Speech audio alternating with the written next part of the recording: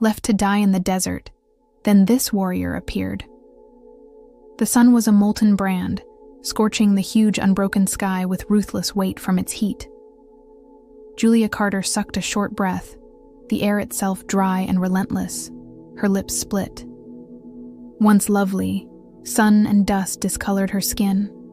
Her garment was ripped and stiff from ancient blood. The wind seemed to be whispering secrets of the dead, carrying the smell of burned dirt as it shook brittle sagebrush. She understood then, coldly and precisely, that she had been assigned to accompany them. The wags had disappeared. Not a sign of them hung on the horizon. Not a single gleam of iron-rimmed wheels. No dust trail curling into the sky. Simply an empty plain of desolation. Her hands shook as she straightened herself. Her movement was slow, and every muscle shrieked protest. Like a spent cartridge thrown without thinking or doubt, they had abandoned her. Julia had sensed the change in the settlers' eyes the night before they had set camp along a dying creek bed. They now saw her with something colder, pragmatic rather than with sympathy or even sorrow. A guy with large shoulders and a frown, the wagon master had spoken softly to the others, his words lost beneath the whispering wind. Though knowing had done nothing to stop it, Julia had knew what was coming. They had not left her even a horse. Her boots dragging in the dust, she lurched ahead. One canteen was next to a rock they had thrown, as if that meager offering would help them to feel less guilty. Less than half filled, the water within sloshed gently. She raised it with hands rigid from tiredness, sipped cautiously, then pushed herself to swallow past the constriction in her throat. She would not cry. Not for them either. A bullet tore through her husband Samuel's gut during a raid close to the trading post, a week previous. Now he was gone. He had bled under the harsh heat, his fingers clasped weakly around hers, his lips making things she could not hear. She had believed her body would be dead as the man she had loved. That loss would be her death, that she would just rot away in the rear of the wagon. The immigrants, however, had different ideas. Dead weight was unaffordable to them. Lazy circles above her, a vulture floated with black wings catching the sun. It was aware. It has seen this elsewhere previously. Julia drove herself forward, step by step, pressing her hand to her stomach. The ground opened out in all directions, hard-packed earth, far-off red rock mesas, dry riverbeds promising water, but delivering only dust. The heat pulled at her limbs and settled into the hollow ache in her chest, weighing itself. Since nothing else to do, she strolled. She had not yet determined if she would walk, since she was meant to submit. By midday, the world trembled at the margins, mirages whirling over the level ground like taunting specters. She had ceased wiping the perspiration from her brow long ago. Let it trickle. It was better than squandering the meager moisture she possessed. Her thoughts strayed between remembrance and tiredness. Samuel's laughter, the way he had smiled at her on their wedding night, the hushed pledges of a future never to come. She then came across the darkness. At first, it was little more than a recommendation of movement close to the upcoming rocks. Blinking against the sun, Julia tightened her palm on the canteen. The shadow moved once more, then resolved into a man, tall, still, observing. Her breath stopped, her pulse thumping in her chest, a concoction of wild, frantic hope running through her blood vessels. If he meant damage, she lacked a weapon or means of self-defense. But he was on his own. That at least had some significance. The stranger moved not as she came. With his arms free at his sides, he stood against the ochre-colored rock, the long gun barrel laying naturally on one shoulder.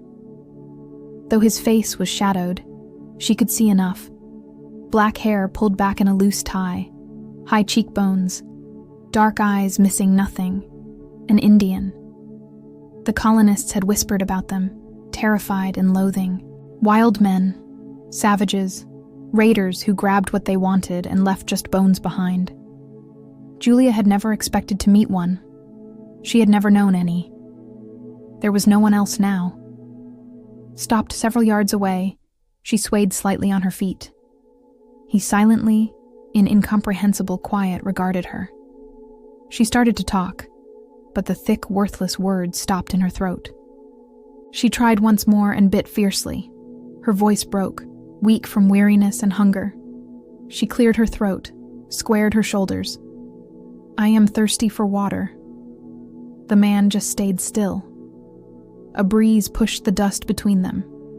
Then he raised his free hand, fingers pointing toward the canteen at her side slowly. He meant exactly what he was saying. She carried water already. Julia's hold got stronger around the flask. Not sufficient. Silence is quiet. His dark eyes fixed hers, constant, evaluating. Panic tore at her chest as he then turned and disappeared without saying. She started to stumble forward. "Hold on!" He stopped not once but twice. Julia shot after him, her legs almost giving out under her feet. "His." "Thank you," she gasped with a harsh voice. "Sort of kindly." She stopped. The ground opened out in all directions, the wind whispering between them. Then he turned to face her again after slow thought. He examined her, indeed studied her. Her clothes hung in tatters. Her breath came shallow and frantic. Her fingers trembled despite her best efforts to steady them. She was not to him at all, nothing less than nothing. A woman dying on a trail. Still, he kept an eye on her. The man exhaled gently, as though he were making decisions. Then he moved, toward her, in a way that caused every sensation in her body to scream, to run away from. She neglected, though. She found it impossible. He started for her. Julia staggered, but he missed her. Rather, his fingers lightly closed over her pulse, brushing against her wrist. His touch was real, solid, kind. Then he raised her over his shoulder as though she weighed nothing at all without saying. The globe spun. She gasped, weakly fighting, but her strength had run out. Her limbs heavy, her vision swimming, the desert whirled around her. A vulture cried some ways away. Finally, darkness. Julia awoke smelling flames and strange earth. Her body hurt in ways she had not considered conceivable. The globe seemed different, warmer, close. She tried to move, but a thick hide enveloped her, and its weight depressed her. Her fingers stroked the coarse fibers of a woven mat under her. Then she opened her eyes slowly, warily. The gentle glow of a fire, its embers softly lighting the room, or rather, the shelter, made everything seem dark. Made of packed earth and lumber, the curving walls let smoke slink slowly toward a tiny ceiling aperture. Neither one created by any settlement nor a location she knew. She heard it then, the subdued rustling of movement, and he turned her head sharply, pain lancing her neck, and saw the Indian man who had abducted her. His posture relaxed, but his eyes alert and conscious as he sat across the fire from her. Working the sinew through a strip of leather with trained accuracy, he was fixing something. Now his long hair was free, tumbling over his shoulders to give him an appearance of both wildness and total control. At first, he ignored her and allowed the silence, heavy with meaning, stretch between them. Julia had dry lips and raspy voice. "I'm where?" The man cast no glance upward. "You live not dead." She was not looking for this response. She swallowed, looked about, attempting to put events together. "Your house?" she asked, even if the word seemed alien in her mouth. One quick nod. She turned under the cover, wriggling at the dull limb ache. She had been hauled great distances. She could feel it weighing her down in the deep-set tiredness. "The reason is..." He did then glance at her. His black eyes seemed unending since they reflected the firelight in an incomprehensible manner. "You were dead." She said nothing at all to that. The fact was that. Julia pushed herself, the heat of the flames seeping into her skin. "You ought to have left me." A shadow of something, entertainment, flickering across his face, vanished before she could be sure. He went back to work, apparently not thinking about her. I neither. Her unease was exacerbated by his simplicity of language. She examined him in quest of some indication of his intention, but his expression told nothing. Her fingers curved over the hide. Her. From me, what would you like? She asked, her voice softer now and slanted with doubt. He ignored for a long moment. He then laid down his work, slanted slightly forward. Nobody. She had lived too long among men to believe, though she wanted to. Nothing came without cost. However, she noticed something disturbing as she sat in the cozy warmth of the fire. Her body stopped shivering from tiredness. She wasn't terrified, for the first time in days. She heard a fresh sound, the distant murmur of people, women's voices, laughter, conversation, the odd youngster bark alert. This was part of much more than simply his house. It was part of a community. Her tummy contracted. Should others exist, her fate was not entirely under the guy before her's control. Here she was, an alien, a stranger. She fit nowhere. She was alive yet as well. The man got up and stretched his limbs with a grace that only accentuated her weakness in relation. He pointed to a little clay bowl close by the fire. Eat, she paused, her dignity chafing at the order, but her hunger prevailed. She grabbed for the bowl and opened her lips. Warm and thick with the taste of beef, the broth also tasted plants she couldn't name. She drank deliberately, conscious of his staring at her. She laid the bowl aside when she was done, licked the last traces of moisture off her lips. "You are who?" she questioned. He watched her for a moment, then responded.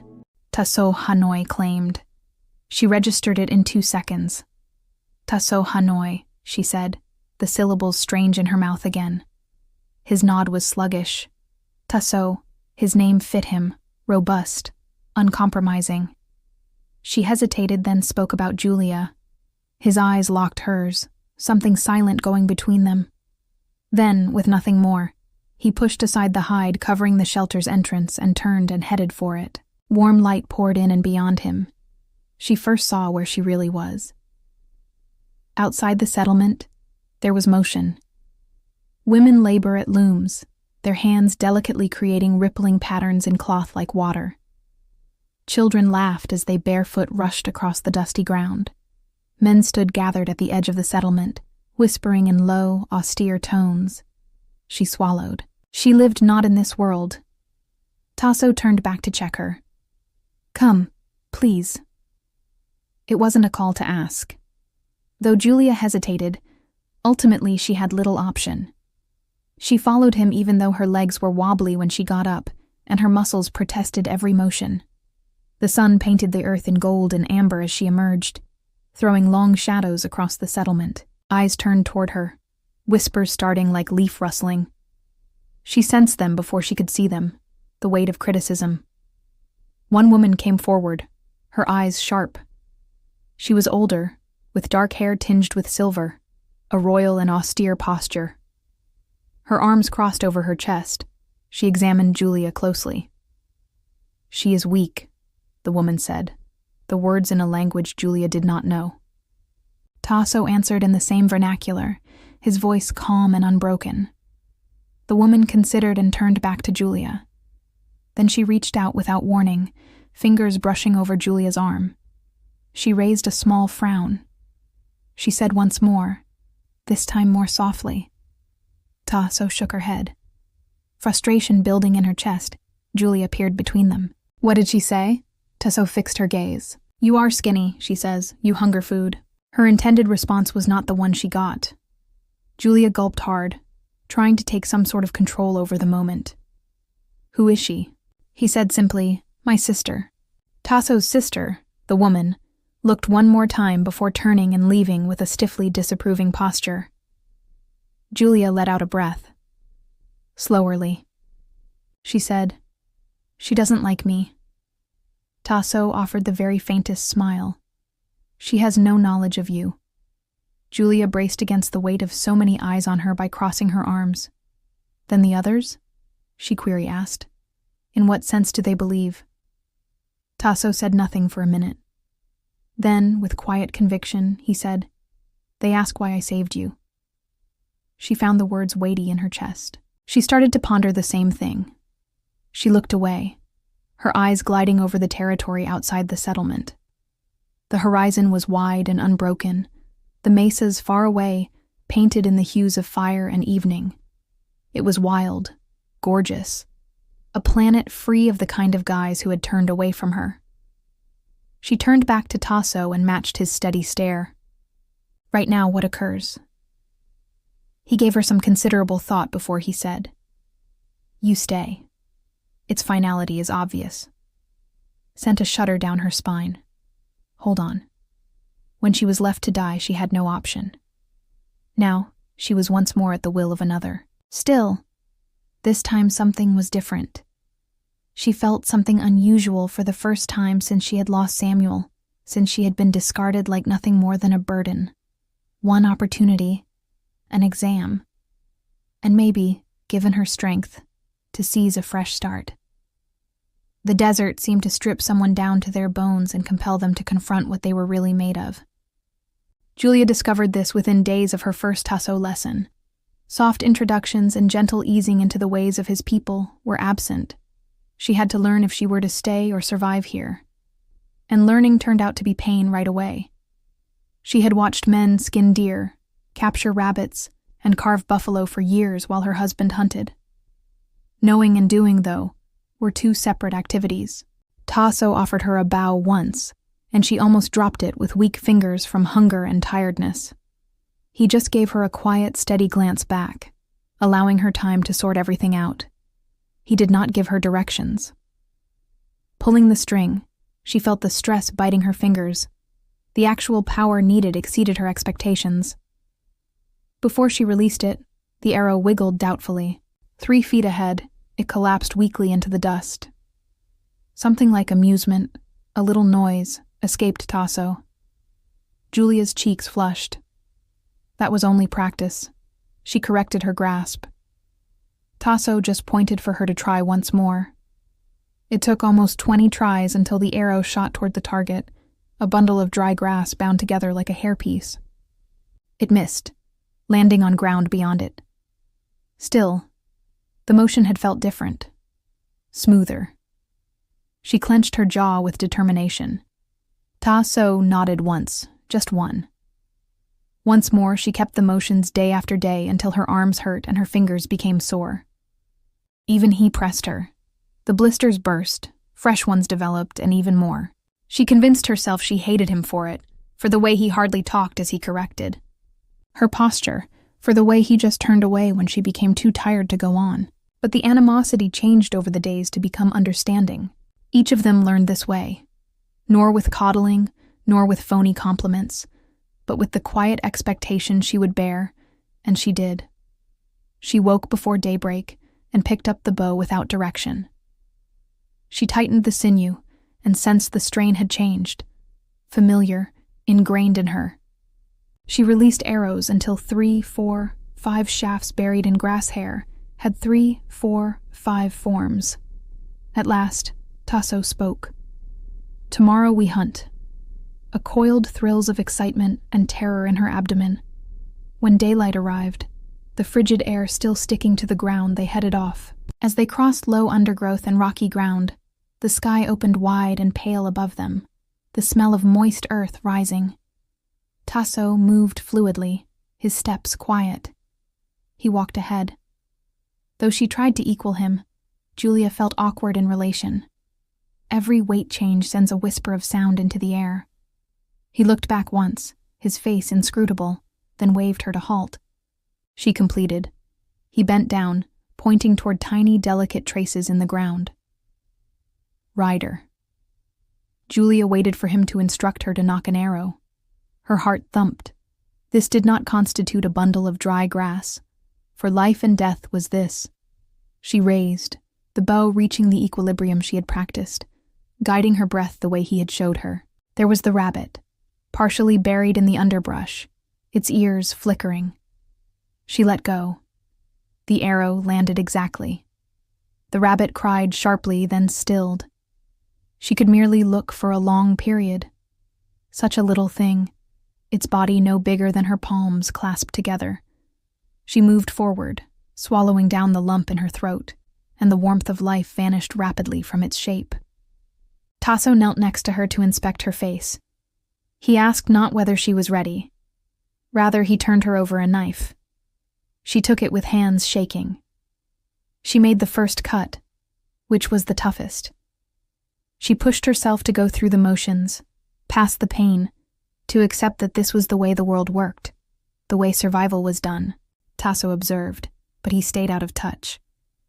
She sighed when it was finished, the weight in her chest changing. He only nodded once. Approval. She felt almost pride for the first time since she had been abandoned to die. The days were filled with more hunts and more teachings. Tasso taught her to read the wind, therefore guiding her from the settlement into the harsher areas of the country where she developed her sense of shape of danger. They arrived at a river overflowing with recent rain one evening as they were returning, the sky turning to shades of fire and violet. Strong current turned against the rocks. Tasso began onward, his balance natural, as he gently crossed the jutting stones from the stream. Julia looked back. "Come," he suggested without turning. She mumbled, testing the first stone with her foot, hard. It was sticky under her boot, the water slinking around it ravenous. She moved one more step, another. The water cried louder halfway across, the next stone just out of grasp. She stopped, then changed her weight. Her foot dropped. The globe turned. She hardly had time to inhale as she dove into the frigid stream before the water pulled her beneath. It struck like a fist, depriving her lungs of breath and sending her tumbling like a rag doll. She whirled, her arms out for anything, then a hand grabbed her wrist. She was jerked forward, strong and relentless, her head breaking the surface just as she gasped and couched fiercely. Tasso hauled her onto the bank, clutching her arm as she choked on river water, her chest heaving. Shivering, the shock of what had just happened sinking, she gazed up at him. There was no slack in his grasp. "You dread the water," he continued, his voice low. She replied nothing. "You fear a lot of things," her palms curled into fists. "I'm doing it." His concentration never changed in intensity. If you ignore fear, it is nothing. Her body shook. Her breath still came in jagged gasps, yet something about his words really resonated. She was not feeble anymore. She understood that as well. She had battled for every last piece of power acquired here. She loathed it too, since fear still weighed her down in her belly. She looked at him, the fire of resistance flickering. Then, "Give me a slow nod. I'll be sure." He did in the next days. He made her cross the river repeatedly until the terror subsided to something else. Respect, understanding. He made her climb the rocks, get her footing, believe the ground under her. And she did. The village observed her with something different instead of with mistrust.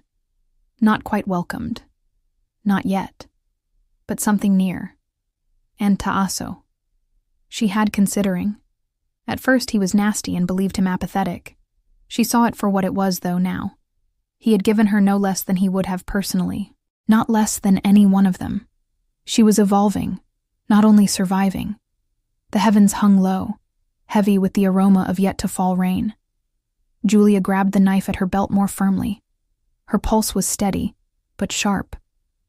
She sensed something approaching from the tense silence that had enveloped the hamlet. Tasso, too, had sensed it. He halted a few yards forward, staring at the crest across the furthest cover, where the ground slanted toward the open desert. First they noticed the dust, rising in the distance, the obvious indicator of cyclists on approach.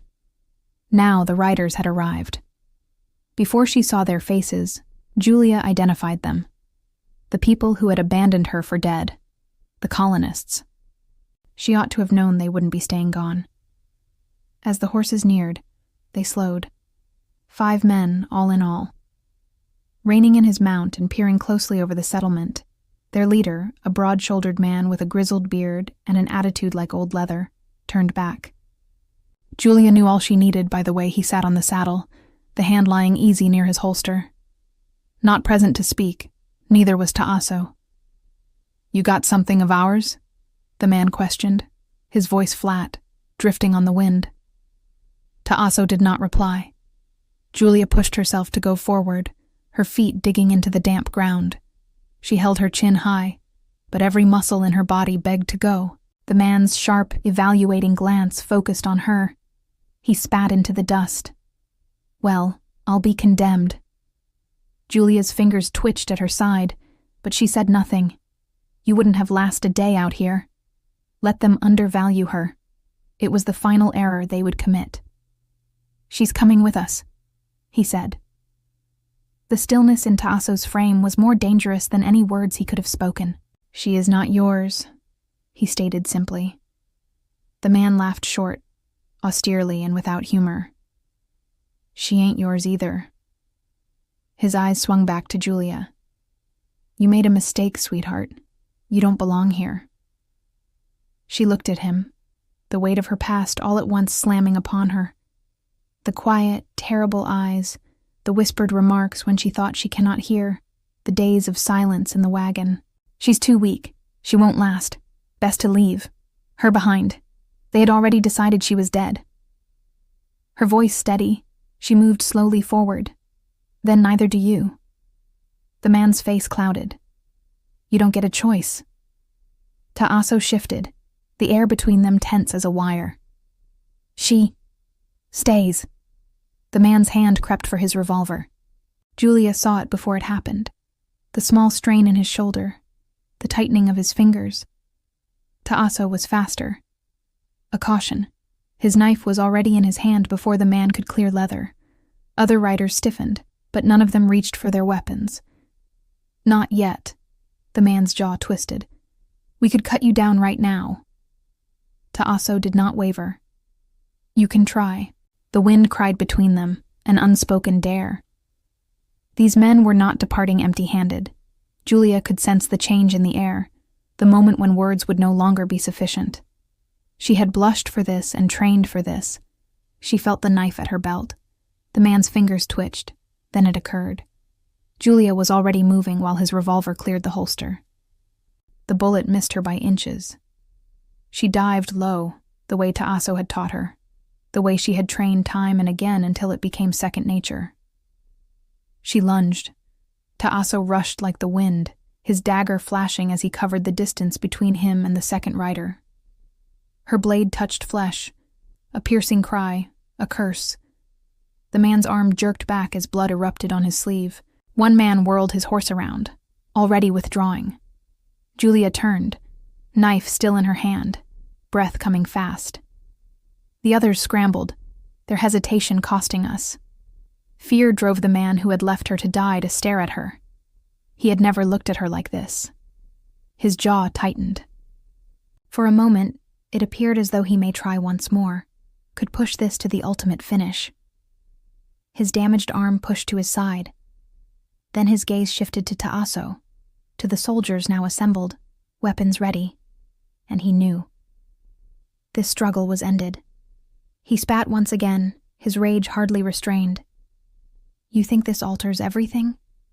His voice was soft now, meant just for her. "You'll always be one of us, no matter how hard you try to pretend." Julia came closer, close enough that he had to look her in the eye. "No," she answered. "I won't." He fixed her glance a second more. He turned his horse then, with a sudden jerk of the reins. The rest followed. The dust fell gently as they rode away. The town stayed motionless. Observing Julia's breath still came in rapid bursts, her grip tight around the knife.